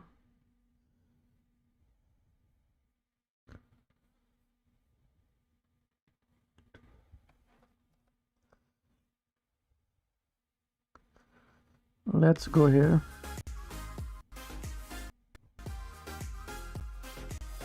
Nope. And here. Listen to the good music.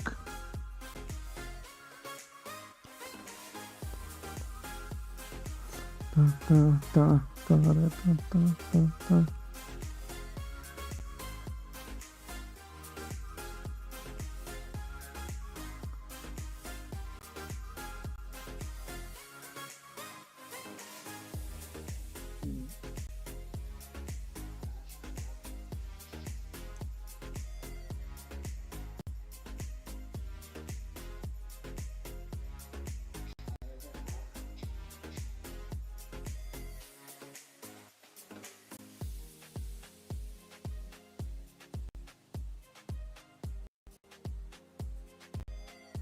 This is what I'm doing. Messing around with VGG.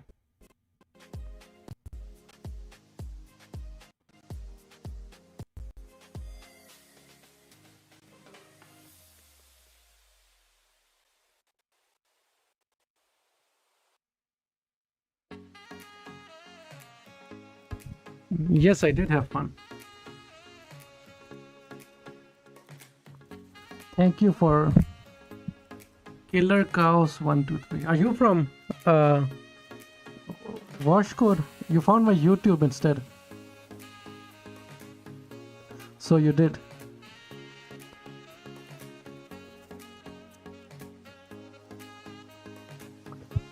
But I'm not sure yet, so until I'm sure, I'm not leaving. Get here.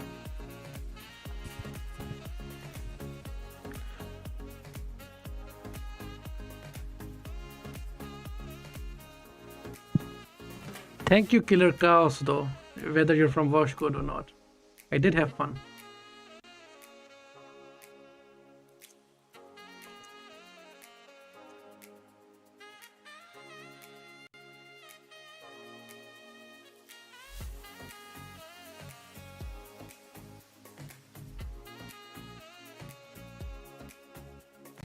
I'm just listening to music anyways. I don't care. Oh, okay. You are from there.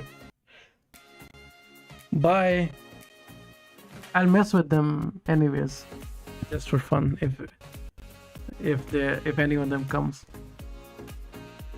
Bye, Killer Cows. Who are you on Washcode though?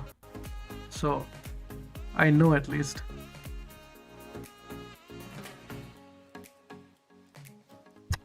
Hell yeah.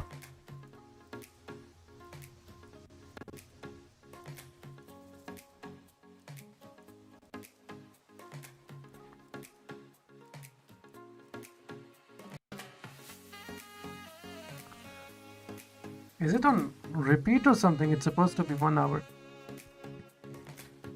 Stupid cheap stuff.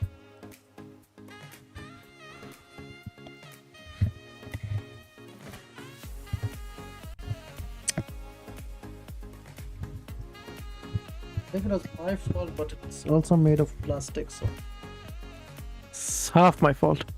Bye, Space Whale. Okay, finally, now we know for sure.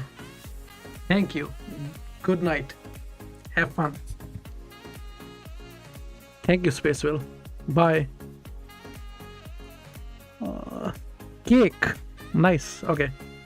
I should stop now.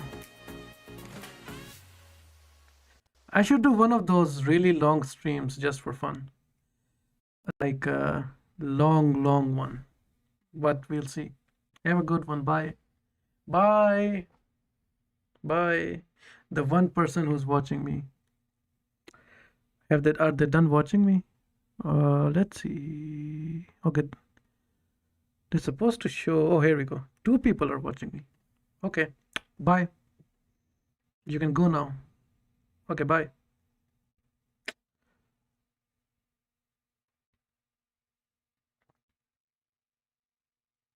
Why? Okay, why? Just go. Leave. It's done. Why are you still here? You can see the 2 people on Twitch watching. All the YouTube people have left. Just go. It's done. It's over. Bye. Bye. Seriously. It's over.